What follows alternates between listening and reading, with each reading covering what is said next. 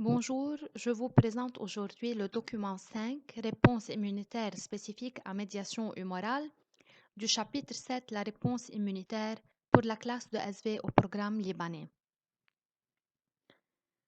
Nous savons que les anticorps sont sécrétés par les plasmocytes, qui sont des lymphocytes B activés, qui vont sécréter des anticorps circulant dans la lymphe et dans le sang durant la phase effectrice.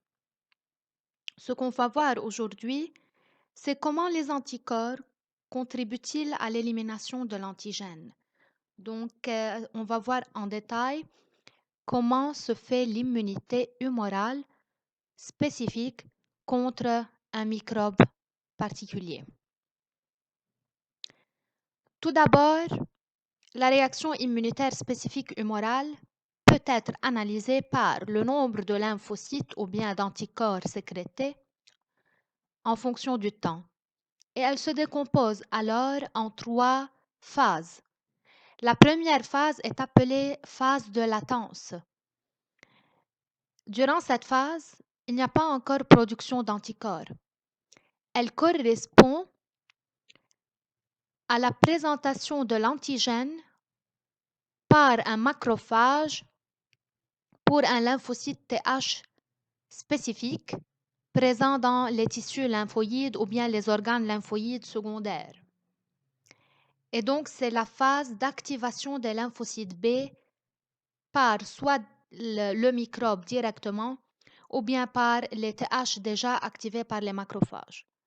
Donc, c'est la première phase qui est l'activation des lymphocytes B non encore différenciés en plasmocytes, d'où le nombre nul d'anticorps produits.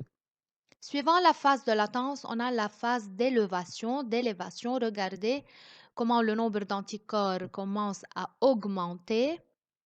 Pourquoi? Car durant cette phase, on a tout d'abord multiplication des lymphocytes B et puis différenciation en plasmocytes sécréteurs d'anticorps. Les plasmocytes commencent à sécréter les anticorps, d'où l'augmentation du nombre des anticorps produits, jusqu'à arriver à ce qu'on appelle un plateau où le nombre d'anticorps ne s'élève plus. Ce plateau-là correspond à quoi? En fait, les lymphocytes B activés ne deviennent pas tous des plasmocytes sécréteurs d'anticorps. Il y a une partie des lymphocytes B qui devient des lymphocytes B mémoire. Et les lymphocytes B mémoire ne produisent pas des anticorps que lors d'un deuxième contact avec le même antigène. Donc, c'est pour cela que le nombre d'anticorps ne s'élève plus. Ici, on a des lymphocytes B mémoire qui sont produits. Maintenant, après multiplication et différenciation, on a la troisième phase qui est la phase de décroissance.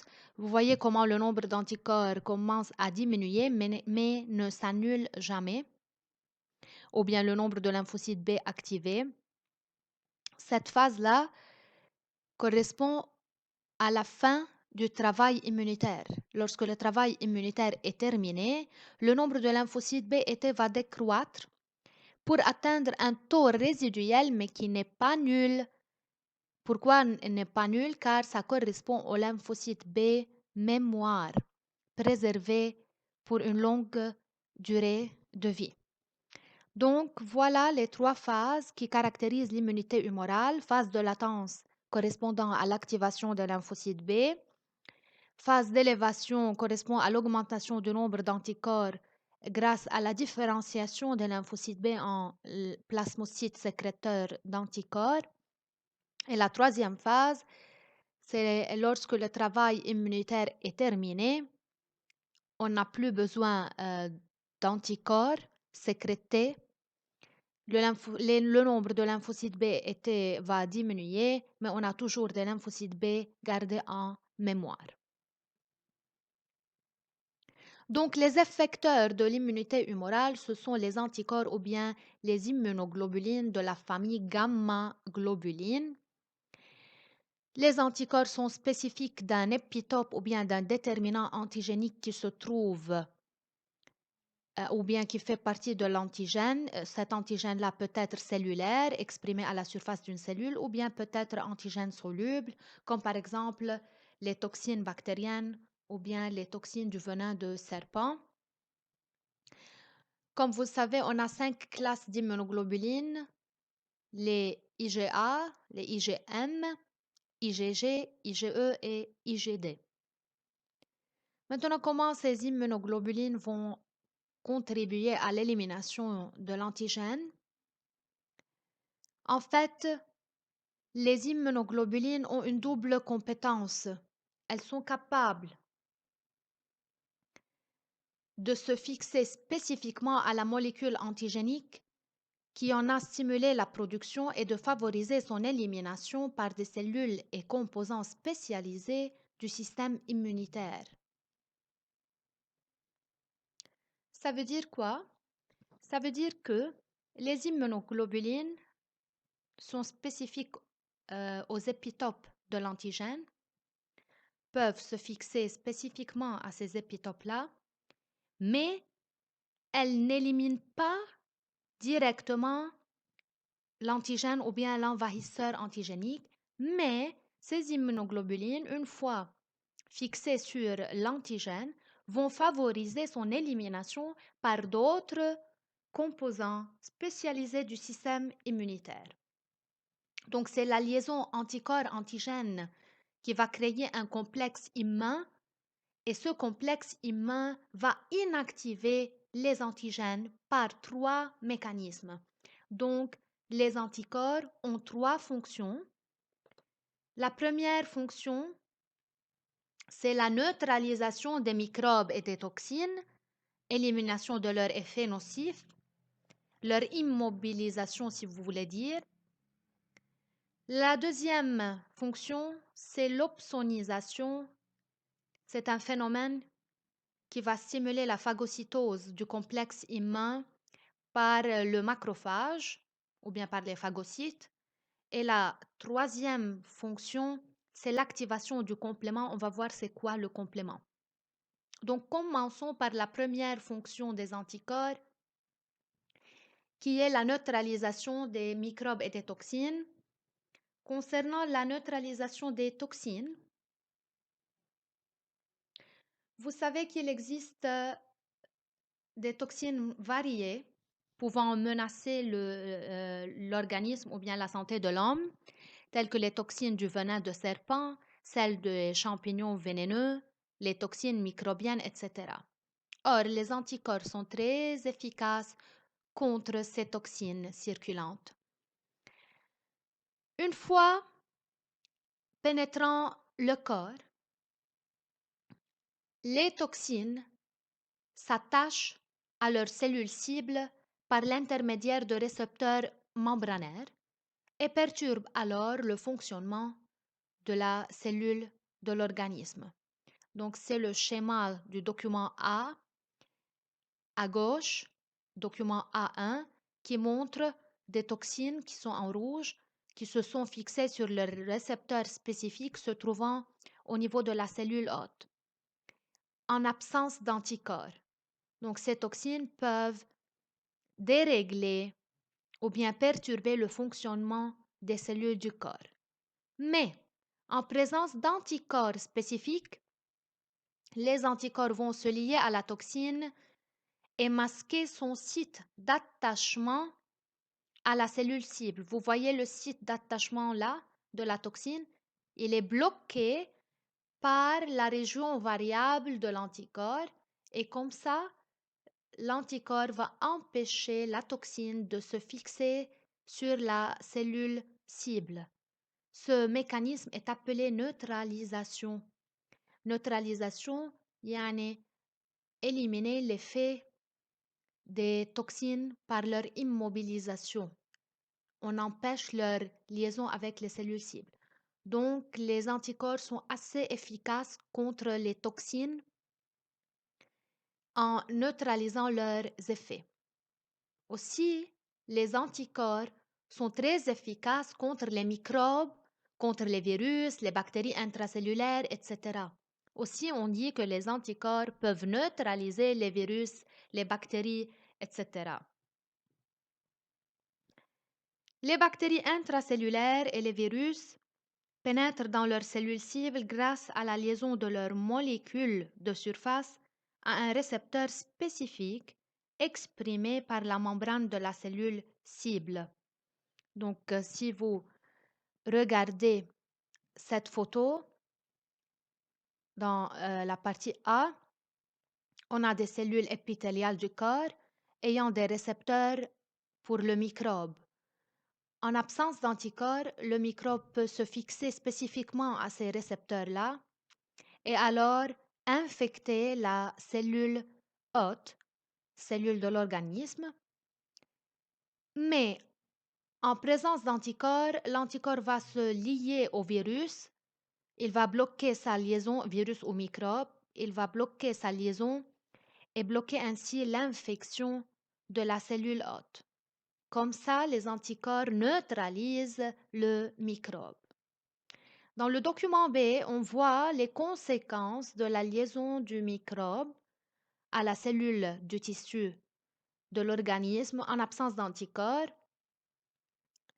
Le microbe, il est présent dans la cellule, il va se multiplier et il va être libéré par la cellule infectée qui devient morte et il va passer infecter les cellules voisines ou bien adjacentes. Donc, on parle de propagation de l'infection. Or, les anticorps, en se liant au microbe, vont bloquer la propagation de l'infection, vont bloquer l'infection des cellules voisines. Vous voyez, les anticorps neutralisant le virus, ce dernier ne peut plus infecter les cellules voisines. Donc, les anticorps sont assez puissants. C'est la première fonction des anticorps, la neutralisation des toxines et des microbes et la prévention de l'infection. La deuxième fonction des anticorps, c'est l'opsonisation. C'est quoi opsonisation? Si vous regardez là, vous voyez un macrophage qui présente des récepteurs. Ces récepteurs sont spécifiques à la région constante des anticorps. Grâce à ces récepteurs, le macrophage peut se lier à la région constante des anticorps et ces anticorps-là, par leur région variable, se lient aux épitopes de l'antigène. Grâce à ces récepteurs-là et à la liaison entre macrophage et région constante de l'anticorps, ce dernier va créer un pont, une liaison entre l'antigène et le macrophage, facilitant ainsi l'adhérence du macrophage à l'antigène, c'est l'opsonisation. L'opsonisation, c'est le fait de la liaison entre macrophage et région constante de l'anticorps qui va faciliter l'adhérence et la phagocytose de l'antigène par le macrophage. Comme ça, le macrophage, il va phagocyter tout ce complexe-là et le digérer. Donc, la deuxième fonction de l'anticorps, c'est créer un pont entre le phagocyte et le corps étranger. La création du pont est appelée opsonisation et son rôle est de stimuler la phagocytose. Donc, l'anticorps en lui-même ne peut pas éliminer l'antigène, mais il l'élimine par des mécanismes variés, comme par exemple la phagocytose par un macrophage. L'anticorps va stimuler le macrophage ou bien le phagocyte à digérer la molécule étrangère. La troisième fonction, avant de passer à la troisième fonction, regardez, c'est le macrophage, c'est le complexe immun. Le macrophage, il est en train de digérer, d'absorber le complexe immun et le digérer totalement. On peut dire que les macrophages sont les poubelles de notre organisme. Passons à la troisième fonction des anticorps, c'est l'activation du complément. C'est quoi le complément? Le complément est un ensemble de protéines du plasma sanguin. Ce ne sont pas des cellules, ce sont des protéines appelées protéines du complément. Ces protéines-là vont compléter le travail immunitaire. Elles sont assez puissantes. La plupart des protéines du complément sont des enzymes déclenchant chacune l'activation de la suivante. Vous voyez, on a une enzyme C1 qui va activer C2, C2 va activer C3, C4, etc. Ce sont un ensemble de protéines de C1 jusqu'à C9. Ces protéines-là, donc, vont faire une cascade d'activation qui va enfin aboutir à la formation de ce qu'on appelle un complexe d'attaque membranaire. Ce complexe d'attaque membranaire formé des protéines du complément activées va aboutir à la lyse, à la destruction du pathogène. À savoir que dans les conditions normales, les molécules du système du complément ne sont pas activées. Elles circulent librement dans le sang.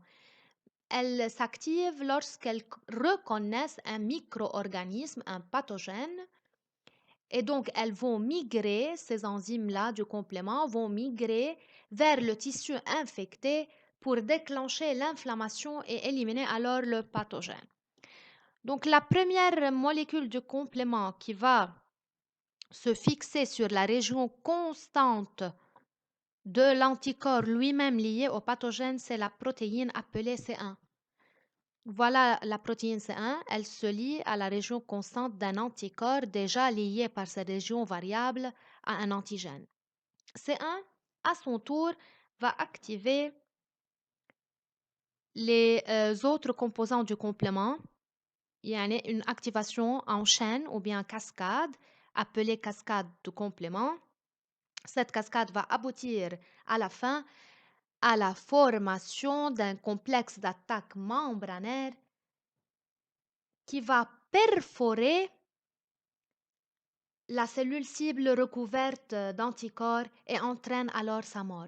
Donc ce complexe d'attaque, il est puissant, il va perforer le pathogène ou bien la cellule cible qui est recouverte d'anticorps et donc il y a lyse de cette cellule et sa destruction. Donc c'est comme ça que les anticorps travaillent. À retenir qu'il y a 3 fonctions des anticorps qui sont la neutralisation des microbes et des toxines, l'opsonisation qui va stimuler la phagocytose et l'activation du complément. C'est comme ça que la réaction spécifique humorale contribue à l'élimination du pathogène. Et merci de votre écoute.